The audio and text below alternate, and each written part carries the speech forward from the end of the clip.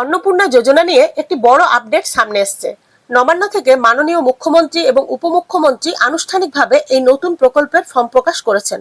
সরকারের দাবি, এই প্রকল্পের মূল উদ্দেশ্য হল লক্ষ্মীর ভাণ্ডারের ভুয়ো প্রাপক বাদ দিয়ে প্রকৃত উপভোক্তাদের একটি স্বচ্ছ তালিকা তৈরি করা।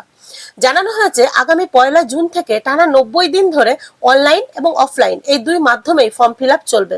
তাই প্রথম দিন থেকে ভিড় বা হুড়োহুড়ি করার কোনো দরকার নেই বলেও মাননীয় মুখ্যমন্ত্রী সাধারণ মানুষের কাছে আবেদন জানিয়েছেন, কারণ এটি রাজ্য সরকারের নিজস্ব তহবিলের একটি স্থায়ী প্রকল্প।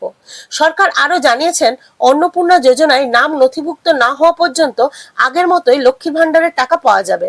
তবে যদি 2রা জুনের মধ্যে নতুন প্রকল্পে নাম নথিভুক্ত হয়ে যায়, তাহলে জুন মাস থেকে অন্নপূর্ণা যোজনার টাকা চালু হবে এবং পুরনো প্রকল্পের সুবিধা বন্ধ হয়ে যাবে।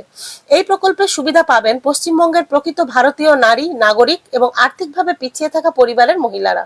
পাশাপাশি যারা ইতিমধ্যেই সিএএ এর মাধ্যমে নাগরিকত্বের আবেদন করেছেন, তারাও এই প্রকল্পের আওতায় আসতে পারেন বলে জানানো হয়েছে।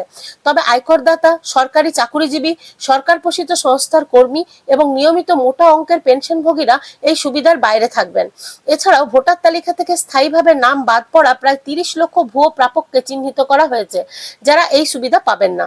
সাধারণ মানুষের সুবিধার জন্য সরকারি আধিকারিক এবং নবনির্বাচিত বিধায়কেরা বাড়ি বাড়ি গিয়ে ফর্ম পূরণে সাহায্য করবেন। পাশাপাশি 15, 16 এবং 17 তারিখে বিশেষ জনকল্যাণ শিবিরের আয়োজন করা হবে।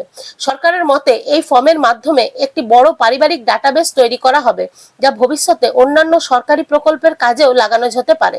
ইনফরমেশনটি গুরুত্বপূর্ণ বলে মনে হলে অবশ্যই নিলিপসিতা সিম্পলিফাইডকে ফলো ও সাবস্ক্রাইব করুন।